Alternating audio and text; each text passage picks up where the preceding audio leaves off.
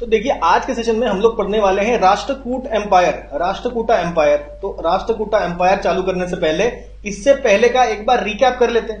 भाई रिकैप में हमने देखा कि भाई नॉर्थ में आपके हर्षवर्धन थे और आपके यहां पे बीच में आपके चालुक्यास थे। हर्षवर्धन तो कहना गलत होगा, पुष्यभूति डायनेस्टी। और यहां पे बीच में आपके इस एरिया में आपके चालुक्यास रूल किया करते थे। ठीक है, ऊपर नर्मदा के ऊपर आपके हर्षवर्धन रूल करते थे और फिर नीचे आपका मोस्टली पल्लवाज रूल करते थे। पल्लवाज एक बड़े स्ट्रॉन्ग एम्पायर हुआ करता था।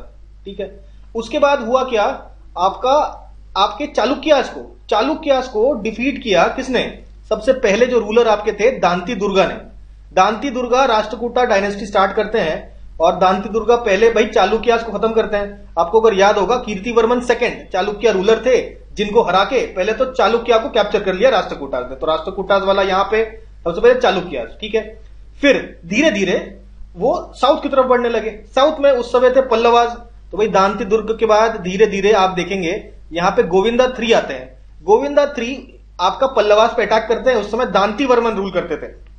ठीक है, दांती वर्मन की स्टोरी भी हम लोग पहले डिस्कस कर चुके हैं। तो दांती वर्मन पल्लवास उसके बाद हो जाते हैं कमजोर और धीरे धीरे पल्लवास खत्म हो जाते हैं। उनका लास्ट आपका अपराजित वर्मन थे और उसके बाद पल्लवास भी खत्म हो जाते हैं और पल्लवास और ये चालुक्यास वाला जो पूरा रीजन है ये पूरी तरीके से राष्ट्रकूटास के अंदर आ जाता है, जो कि आप यहां पे पूरा देख रहे हैं।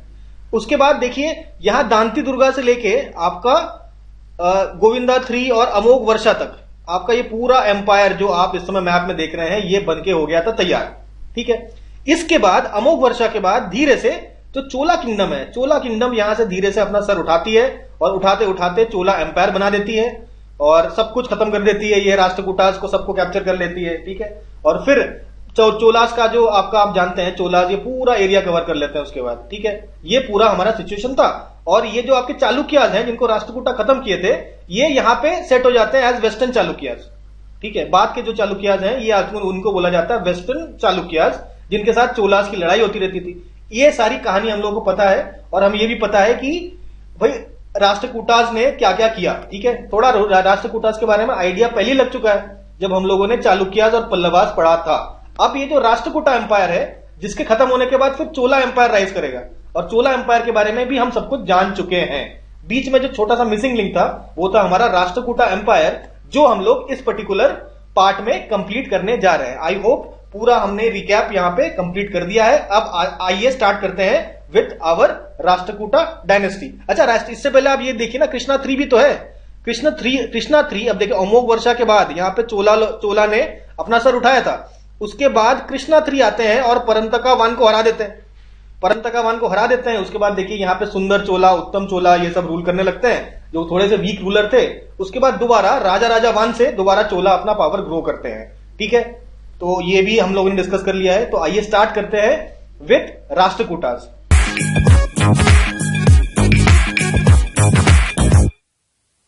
तो राष्ट्रकूटास के जो सबसे पहले आपके फाउंडर थे, ठीक है, वो कौन थे? दांती दुर्ग भाई फाउंडर थे और दांती दुर्ग ने अपना कैपिटल बनाया मयूरखंडी में। उसके बाद दांती दुर्ग से अमोघ वर्ष वाला जो पूरा रीजन था इस समय तो मयूरखंडी कैपिटल था। अमोघ वर्ष आते हैं और अमोघ वर्ष कहते हैं कि भाई अभी से हमारा कैपिटल होगा मान्याखेत। तो पहले जो आपके दांती दुर्ग थे वो आपके चालुक्यास और वाटापी बादामी, जिसको इन्होंने हराया था दांती दुर्गा ने, उनके फ्यूडेटरी थे। ठीक है, उसके बाद चालुक्यास को हराने के बाद दांती दुर्गा उस एरिया को कैप्चर करते हैं।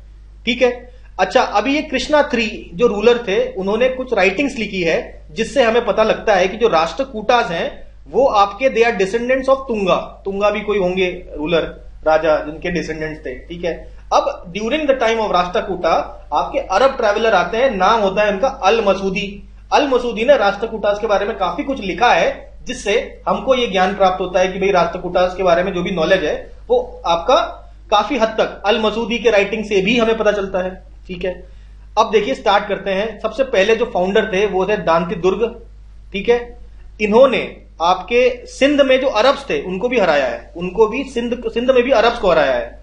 और ये कीर्तिवर्मन सेकंड तो चालुक्य किंग थे और इनके फ्यूडेटरी थे और कीर्तिवर्मन को हरा के ये फिर राजा बनते हैं। ठीक है, और राष्ट्रकूटा जो डायनेस्टी है उसको स्टार्ट करते हैं। कई सारे टाइटल ले लेते हैं, महाराजा धीराज, पृथ्वी वल्लभ, खड्गावलोक, परमेश्वर, परम भट्टारक। ये परमेश्वर परम भट्टारक काफी इंपॉर्टेंट है, महाराजा धीराज काफी इंपॉर्टेंट है, ध्यान रखिएगा। इसके अलावा पृथ्वी वल्लभ और खादागवलोका, ये रखते हैं इनका टाइटल, ठीक है। तो ये बन जाते हैं चालुक्य एम्परर, ठीक है। ये जो दो हैं आपके ना, ये जो पृथ्वी वल्लभ और खड्गावलोक, ये आपके चालुक्य रूलर विक्रमादित्य सेकंड थे। इन्होंने ये नाम दिया था इनको, ये सब टाइटल दिया था। अरे ये वो वाले चालुक्य नहीं है, ये आपका कीर्तिवर्मन जो चालुक्यन किंग है, ये आपके अर्ली चालुक्यास है, वाटापी बादामी वाले। और ये जो चालुक्य एम्पायर है विक्रमादित्य सेकंड, ये आपके वेस्टर्न चालुक्यास है ऑफ कल्याणी। तो ये देखिए चालुक्यास में कई बार कंफ्यूजन होता है, तो ये नहीं रखना है। ये चालुक्य रूलर अलग है, ये चालुक्य रूलर अलग है, ठीक है। चलिए ये दो हमें पता चला, चालुक्य एम्पायर जो विक्रमादित्य सेकंड था, उन्होंने पृथ्वी वल्लभ और खड्गावलोक इनको बुलाया, ठीक है। इसके बाद आपका संजम कॉपर इंस्क्रिप्शन में लिखा है कि दांती दुर्ग ने उज्जैन कैप्चर किया और हिरण्यगर्भ यज्ञ किया, ठीक है। हिरण्यगर्भ यज्ञ किया इन्होंने दांती दुर्ग ने। आगे बढ़ते हैं, हम लोग बात करते हैं कृष्णावान की। तो दांती दुर्ग 576 एडी में खत्म होते हैं। उसके बाद आपका 556 एडी से चालू होते हैं कृष्णावान। तो भाई कृष्णावान आपके बेसिकली दांती दुर्गा के अंकल थे, दांती दुर्गा के अंकल थे कृष्णावान। इन्होंने टाइटल ले लिया शुभतुंगा या अकाल वर्षा, और इन्होंने कर्नाटक और कोंकण वाला रीजन है इनको कैप्चर कर लिया। और यहां पे ये देखिए कृष्णावान इंपॉर्टेंट इसलिए हो जाते हैं कि कृष्णावान ने आपका कैलाशनाथ टेम्पल ऑफ एलोरा ये बनवाया था, ठीक है। तो कृष्णावान के बाद आते हैं गोविंदा सेकंड। तो गोविंदा सेकंड आते हैं आपके, ठीक है। तो गोविंदा सेकंड का जो रूल है इतना ज्यादा नहीं होता है। इसके बाद इनके जो भाई हैं ध्रुव, ये रूलर बनते हैं, ये काफी इंपॉर्टेंट रूलर हो जाते हैं ध्रुव, ठीक है। इनको लोग आपका इनके टाइटल से भी जानते हैं, जैसे कि काली वल्लभ, निरुपम, या सबसे इंपॉर्टेंट टाइटल इनका है धारावर्ष। तो कई बार ध्रुव धारावर्ष भी लिखा रहता है, तो धारावर्ष आपका ध्रुव का आपका टाइटल था। तो ये 780 से 793 तक रूल करते हैं। और इन्होंने बेसिकली इनका जो छोटा सा किंगडम था, खैर इतना छोटा भी नहीं था, उसको पूरी तरीके से एम्पायर बनाने में काफी बड़ा योगदान दिया, ठीक है। और सारा सेंट्रल इंडिया कैप्चर कर लिया, कावेरी नदी तक का जो पूरा रीजन है ये कैप्चर कर लेता है ध्रुव धारावर्ष। तो इस समय देखिए ट्रिपार्टाइट स्ट्रगल चल रहा था बिटवीन राष्ट्रकूटास, गुर्जर प्रतिहारास और पालास, ठीक है। अब राष्ट्रकूटास के बारे में, अब ये जो आपका ट्रिपार्टाइट स्ट्रगल क्या, ट्रिपार्टाइट स्ट्रगल बेसिकली आपका कन्नौज को प्राप्त करने की लड़ाई थी, ठीक है। कन्नौज को प्राप्त करने की लड़ाई थी। एक तो राष्ट्रकूटास थे आपके साउथ में, यहाँ पे आपके पाल थे, और यहाँ पे आपके गुर्जर प्रतिहारा थे नॉर्थ वेस्ट रीजन में। तो इन तीनों में हो रही थी लड़ाई टू कैप्चर कन्नौज। ये था ट्रिपार्टाइट स्ट्रगल। ये ट्रिपार्टाइट स्ट्रगल जो है कहीं ना कहीं हम समझ सकते हैं जो ध्रुव धारावर्ष है इनके टाइम से ही आपका चालू होता है। और ये जो ध्रुव धारावर्ष है, इनके टाइम पे गुर्जर प्रतिहार जो रूलर थे वो थे वत्स्यराज, ठीक है, जो आपके इनके रियल फाउंडर माने जाते हैं गुर्जर प्रतिहाराज के, ठीक है। वत्स्यराज यहाँ पे रूल किया करते थे एट द टाइम ऑफ ध्रुव धारावर्ष, और ये स्ट्रगल चालू हो जाता है। तो ये ध्रुव धारावर्ष क्या करते हैं, कन्नौज पे अटैक करते हैं, अपना एक सक्सेसफुल एक्सपीडिशन कन्नौज की तरफ ले जाते हैं। और उस समय गुर्जर प्रतिहारा रूलर्स नागभट्टा भी थे, नागभट्टा सेकंड को हराते हैं। और आपके बंगाल में पालाज रूल करते थे, और धर्मपाल को भी इन्होंने हराया है। और कन्नौज में जाके इन दोनों को इन्होंने डिफीट किया, किसने, ध्रुव धारावर्ष ने, ठीक है। तो यहां से देखिए ध्रुव धारावर्ष से आपका ट्रिपार्टाइट स्ट्रगल चालू हो जाता है बिटवीन राष्ट्रकूटास, गुर्जर प्रतिहारास और पालास। फिर आते हैं गोविंद III। भाई गोविंद III आते हैं, इनका नाम होता है जगतुंगा, ठीक है। और इस समय राष्ट्रकूट एम्पायर अपने पीक तक पहुंच चुका था। और इनके मरने के बाद आपका बेसिकली किसके मरने के बाद, गोविंद III के नहीं, आपके ध्रुव धारावर्ष के मरने के बाद भाई लड़ाई होती है, सक्सेशन का वॉर होता है। एक और इनके भाई थे, इनका नाम था स्तंभ और गोविंद III, इन दोनों के बीच में होती है लड़ाई। स्तंभ को 12 किंग सपोर्ट करते हैं, और गोविंद III को उनके एक और भाई थे इंद्र, वो सपोर्ट करते हैं। तो गोविंद और इंद्र जीत जाते हैं, ठीक है, और ये लोग हार जाते हैं, तो राजा बन जाते हैं गोविंदा III। इसके बाद नागभट्टा II को भी इन्होंने हराया। भाई नागभट्टा II धारावर्ष से भी हारे और गोविंदा III से भी हारे, ठीक है। तो नागभट्टा II ने कहा कि भैया अभी लड़ाई वड़ाई मत करो, नहीं जीत पाएंगे हम, ठीक है, हार मान ली एक तरीके से नागभट्टा II ने गोविंदा III के सामने, ठीक है। फिर गोविंदा III को रोकने वाला तो कोई था ही नहीं। फिर उन्होंने मालवा को एनेक्स किया, कोसल किंगडम, कलिंग किंगडम, वेंगी, चालुक्यास एक वेंगी में भी थे, ठीक है। ये देखिए वेंगी के चालुक्यास भी थे, ये आपके ईस्टर्न चालुक्यास कहलाते हैं, ठीक है। इसके बारे में बात किया है हमने भाई। चालुक्यास हमने बताइए, ये चालुक्यास आपके 4 प्रकार के होते थे। एक आपके वाटापी वाले चालुक्यास, इसके बाद लेटर चालुक्यास आते हैं तो वेस्टर्न चालुक्यास होते हैं, कहां के, कल्याणी के। और फिर आपके ईस्टर्न चालुक्यास होते हैं, ये कहां पे था, ये वेंगी का था, ठीक है। तो ईस्टर्न चालुक्यास को भी इन्होंने हराया, वेंगी किसने, गोविंदा III ने। इसके बाद दहाला और उसके बाद ओद्रका, ये कुछ रीजन्स थे जिनको एनेक्स कर लिया गोविंदा III ने। गोविंदा III के बाद आते हैं अमोघ वर्ष। अब अमोघ वर्ष के टाइम पे देखिए इतनी ज्यादा मारकाट नहीं मची होती, क्योंकि शांति प्रिय टाइप के राजा हुआ करते थे अमोघ वर्षवान। तो ये गोविंदा III के बेटे थे और इन्होंने इनहेरिट किया था एक बहुत बड़ा एम्पायर, ठीक है। जैन रिलीजन को मानते थे, दिगंबर जैन रिलीजन को माना करते थे। और इनके गुरु थे आचार्य जिनसेन। आचार्य जिनसेन एक बहुत ही फेमस जैन मुनि है, उनके शिष्य थे अमोघ वर्ष। तो ऑब्वियसली जैनिज्म इन्होंने अपनाया था और इन्होंने कहा हमारा आपसे नया कैपिटल होगा मान्याखेत, ठीक है। मान्याखेत पहले कैपिटल नहीं था अमोघ वर्ष से पहले, क्या कैपिटल था, तो टाइम था इनसे पहले था मयूरखंडी, जैसे कि हम लोग जानते हैं मयूरखंडी वॉज द कैपिटल। अब जब अमोघ वर्ष आते हैं ये कहते हैं कि नया कैपिटल अब से होगा मान्याखेत, और टाइटल लेते हैं वीर नारायण का, और ये चालुक्यास को हरा देते हैं, ठीक है।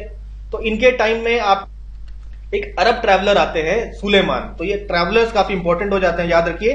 सुलेमान किसके टाइम पे आए थे, तो सुलेमान आए थे अमोघ वर्ष 1 के टाइम पे, अरब ट्रैवलर थे। और सुलेमान 1851 एडी में ये अमोघ वर्ष के कोर्ट में आते हैं, ठीक है। अमोघ वर्ष ने, क्योंकि ये जैन थे, इन्होंने कई सारे जैन विहार बनवाए। और इनके एक और जैन मुनि थे जिनका नाम था गुणभद्र। इनके जो बेटे थे गुणभद्र, इनके बेटों के टीचर थे, और गुणभद्र ने लिखी है किताब महापुराण, ठीक है। तो ये आपका बुक्स एंड ऑथर भी पूछता है, तो गुणभद्र ने क्या लिखा है, महापुराण, ये ध्यान रखना है। नेक्स्ट बात करें तो भाई अमोघ वर्ष खुद आपके संस्कृत और कन्नड़ के बहुत बड़े स्कॉलर थे, और इन्होंने कई सारी किताबें लिखी हैं, जैसे कि कवि राजमार्ग, उसके बाद प्रश्नोत्तर रत्नामलिका, ठीक है, ये संस्कृत में लिखा है आपका। तो बाद में इसको तिब्बतन लैंग्वेज में ट्रांसलेट किया गया, प्रश्नोत्तर रत्नामलिका को। तो बहुत बड़े स्कॉलर थे, इन्होंने किताब भी लिखा हुआ है। तो अगर आपको याद हो, हर्षवर्धन जब हम लोग पढ़ रहे थे तो हर्षवर्धन भी एक बहुत बड़े स्कॉलर थे, उन्होंने भी कई सारी किताबें लिखी है, ठीक है। आपको याद दिला दीजिए कौन से 3 किताबें हैं, याद आए तो लिखिए, कमेंट सेक्शन में लिखिए, बताइए, याद करिए, नहीं तो हमारा वीडियो देखिए हर्ष वाला, ठीक है। तो चलिए याद दिलाई देते हैं। देखिए हर्षवर्धन ने क्या लिखा था, नागनंदा लिखा था, इसके अलावा प्रियदर्शिका और रत्नावली, ये सब किताबें लिखी थी हर्षा ने। तो इसी तरीके से आपके जो अमोघ वर्ष है उन्होंने भी 2 किताबें लिखी हैं जो आपके सामने यहाँ पे रखी गई हैं, ठीक है। अच्छा, इनको अशोका ऑफ साउथ भी बोला गया है, चंद्रगुप्त सेकंड या चंद्रगुप्त विक्रमादित्य भी बोला से कंपेयर किया गया है, किसको, अमोघ वर्ष को, ठीक है। अमोघ वर्ष के बाद आते हैं इंदिरा III, ठीक है। अब भाई अमोघ वर्ष का शांति प्रिय वाला जो एरा था वो खत्म होता है, इंदिरा III आते हैं और फिर लड़ाई झगड़ा शुरू करते हैं। तो 914 से 929 तक रूल करते हैं और कन्नौज को डिफीट करते हैं। कन्नौज में महिपाल को हराने वाला काम कौन करते हैं, आपके इंदिरा III ने महिपाल को हराया था, ठीक है। तो देखिए यहां पहली बार ऐसा हुआ था कि किसी राष्ट्रकूटा किंग ने कन्नौज को कैप्चर कर लिया। आपने बोला था कि इससे पहले आपके वो भी थे ना, ध्रुव ने भी तो कन्नौज को हराया था, कन्नौज को तक अपना एक्सपीडिशन ले गए थे, लेकिन इन्होंने कॉन्कर नहीं किया था कन्नौज को, ठीक है। पहले राष्ट्रकूटा किंग बनते हैं इंदिरा III जिसने कन्नौज को कैप्चर किया, ठीक है, अपने टेरिटरी में मिलाया, ठीक है। अब ये देखिए यहाँ पे ये शैविज्म को फॉलो करते थे, टाइटल इनका था परमेश्वर, टाइटल इनका था। इसके बाद इनकी शादी हुई थी विजंबा से, जो कलाचुरी डायनेस्टी की प्रिंसेस हुआ करती थी। कलाचुरी डायनेस्टी चेदी क्या है, कलाचुरी डायनेस्टी की प्रिंसेस विजंबा से शादी होती है, और चेदी में ही ये विजय स्तंभ की स्थापना करते हैं इंदिरा III। इंदिरा III के बेटे आपके 929 एडी में आते हैं आपके कृष्णा III। अब कृष्णा III बेसिकली ये एक और चेदी प्रिंसेस लक्ष्मी के बेटे थे, और ये श्रीलंका के जो किंग थे ये इनको ट्रिब्यूट दिया करते थे, ठीक है, पैसे दिया करते थे, है ना। और अब देखिए 949 को एक बहुत बड़ा इवेंट हुआ था जिसके बारे में हम पहले भी बात कर चुके हैं कि जो हमारे चोला किंग थे ना, परंतका I, उनको हरा दिया था और उनका जो northern portion of Chola empire है अपने अंदर कर लिया था, यानी कि एनेक्स कर लिया था, ठीक है। अब देखिए इसके बाद चोला किंग को हराने के बाद ये रामेश्वरम जाते हैं और बनाते हैं एक मंदिर और एक पिलर ऑफ विक्ट्री, ठीक है। ये थे हमारे Krishna III Rashtrakuta king. Krishna III के बाद तो और भी रूलर्स आते हैं, लेकिन अब यहां पे हम लोग राष्ट्रकूटा खत्म करके पहुंच जाएंगे पाल डायनेस्टी। तो ये पाल डायनेस्टी भी समझ लीजिए आप राष्ट्रकूटास के समकालीन ही था। अब राष्ट्रकूटास का एम्पायर देखिए, हमें पता है ये एम्पायर था, तो पाल एम्पायर कुछ इस तरीके से यहां पे था। पाल का मतलब क्या होता है? पाल का मतलब होता है प्रोटेक्टर।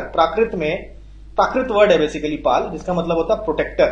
पूरी डायनेस्टी 750 एडी में शुरू होती है और 1161 एडी में ये फिनिश हो जाती है। फाउंडर इसके होते हैं गोपाला। बेसिकली ये जो रीजन आप देख रहे हैं, बंगाल का रीजन और बिहार का रीजन में आप देखेंगे ये पाला डायनेस्टी को। कई सारे इनके सिटीज थे, जैसे पाटलिपुत्रा भी था, विक्रमपुरा भी था, रामवती या मुंगेर भी इनके कैपिटल्स रहे हैं। इसके अलावा आपके ये कैपिटल्स नहीं, cities, important cities, Pataliputra, Vikrampura, Ramvati, Munger, Tamralipti और जगद्दल।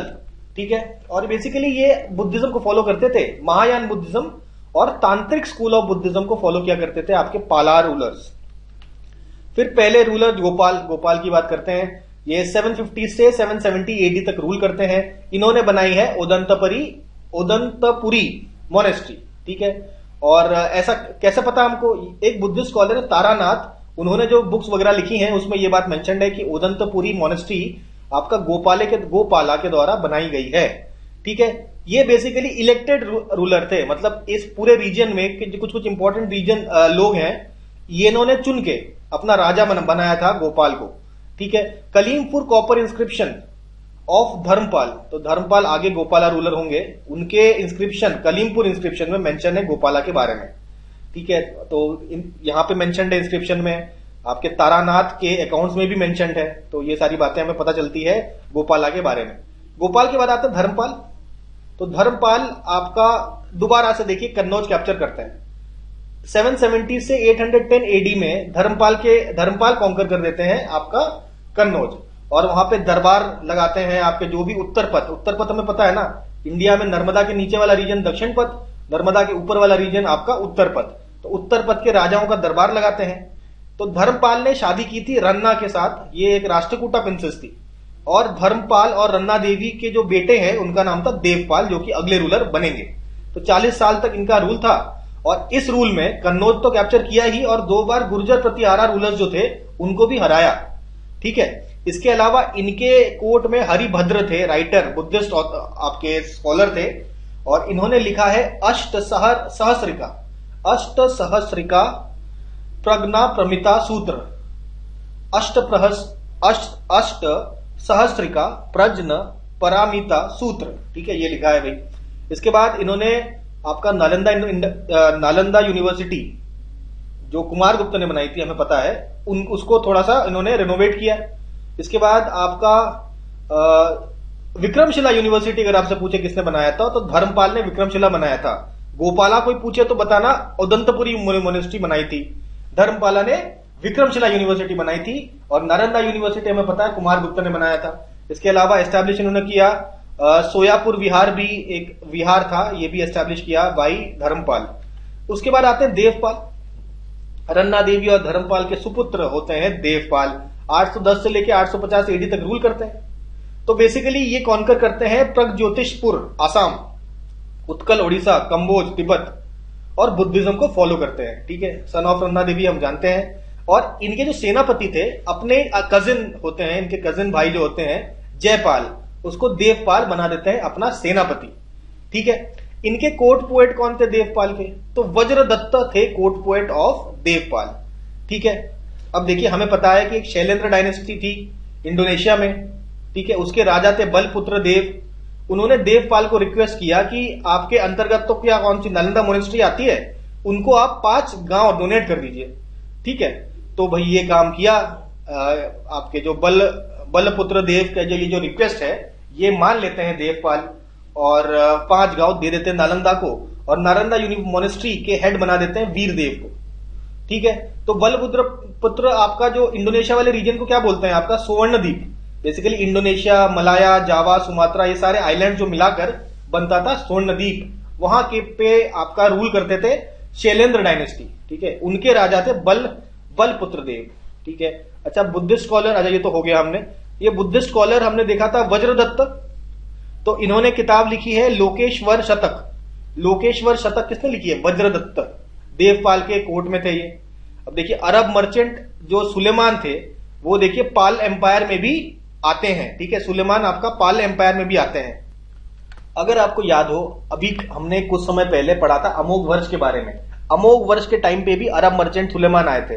तो यही टाइम, अमोघ वर्ष का टाइम, आपके जो पाल रूलर थे वो थे कौन? देवपाल। ठीक है, तो जैसा कि हम जानते हैं अमोघ वर्षा के टाइम पे आपके सुलेमान आए थे, तो सुलेमान ने पाल एम्पायर को रूहिमी नाम से संबोधित किया है। रूहिमी या रूहमा धर्मा, ऐसा लिखा है पाल किंगडम के बारे में या पाल एम्पायर के बारे में। किसने? अरब मर्चेंट सुलेमान। किसके टाइम पे आया था? अमोघ वर्षा के टाइम पे आया था, राष्ट्रकूटा के। अब तो लगातार ये 4 रूलर्स के बारे में हमने पढ़ा, 3 रूलर के बारे में, गोपाल, धर्मपाल और देवपाल। देवपाल के बाद देखिए 850 एडी में देवपाल जी का देहांत होता है। उसके बाद सीधे एक लंबा हम लोग जंप मारते हैं, आते हैं 977 एडी में। 977 से 1027 एडी के बीच में जो रूलर कौन थे? वो थे महिपाल फर्स्ट। तो महिपाल फर्स्ट क्यों इंपॉर्टेंट हो जाते हैं? क्योंकि राजेंद्रवान जो खुद को गंगई कोंडा चोलापुरम बोलते हैं ना, तो उन्होंने बंगाल तक आर्मी भेजी थी, लेड बाय विक्रम चोला, और इनके सेनापति थे राजेंद्रवान के दंडनाथ। तो भैया ये इनको हराते हैं महिपाल को, और उसके बाद ये टाइटल ले लेते हैं, भाई गंगा तक पहुंच गए थे ना, तो गंगई कोंडा चोलापुरम याद होगा आपको राजेंद्रवान के बारे में। तो ये महिपाल उस समय रूलर हुआ करते थे, और महिपाल पर राजेंद्रवान ने अटैक किया था अबाउट आपका 1023 एडी। ठीक है, उसके बाद 3-4 साल बाद वो खुद मर जाते हैं महिपाल। तो सारनाथ इंस्क्रिप्शन में ऐसा लिखा गया था कि जो महिपाल है उनका रूल था काशी के ऊपर। काशी के ऊपर रूल कौन करते थे? महिपाल। उसके बाद बात करते हैं रामपाल की। तो यहां भी थोड़ा सा और जंप मार रहे हैं, 1027 से सीधा आ जा रहे हैं हम लोग 1077 to 1130। तो काफी लंबा ड्यूरेशन तो ये रूल करते हैं। ये कलिंग को और काम रूप यानी कि असम वाला रीजन ये पूरा कैप्चर करते थे रामपाल। ठीक है, लेकिन फिर ऐसा हो गया कि इन्होंने सुसाइड कर लिया मुंगेर में, गंगा में डुबकी लगा के इन्होंने भाई जल समाधि ले ली। और कारण बताया जाता है कि इनके जो मामा थे, मैटरनल अंकल, जिनका नाम था माथन देव या महाना, उनके डेथ के कारण ये बहुत दुखी हो जाते हैं और ये सुसाइड कमिट कर लेते हैं। तो ये रामपाल की बात हो गई। तो पालास धीरे धीरे रामपाल के बाद डिस्ट्रॉय हो जाते हैं, और इसके बाद आ जाती है सेन डायनेस्टी। तो पाल डायनेस्टी के बाद सेन डायनेस्टी रूल करने लगती है ओवर बंगाल। ठीक है, और सेन डायनेस्टी में हम रूलर्स वगैरह देखते हैं, लक्ष्मण सेन और बाकी सारे रूलर्स। तो ये जो छोटा सा पोर्शन है हमारा, यहाँ पे हम लोगों ने खत्म कर दिया है राष्ट्रकूटास और पालास। ठीक है, पालास राष्ट्रकूटास खत्म कर दिया है। तो इसके बाद मोर और लेस आपका एंशिएंट इंडिया का सारा मैटर हम लोग कवर कर चुके हैं। अब कुछ चीजें और जो इंपॉर्टेंट है वो हम लोग नेक्स्ट लेक्चर में डिस्कस करेंगे, जब हम लोग एमसीक्यूज पढ़ेंगे। तो उस एमसीक्यूज में हमारा पुराना रिवाइज भी हो जाएगा और नया चीज हम लोग पढ़ भी लेंगे। तो इसको रिवाइज करते रहिए और मिलते हैं हम लोग अपने अगले सेशन में।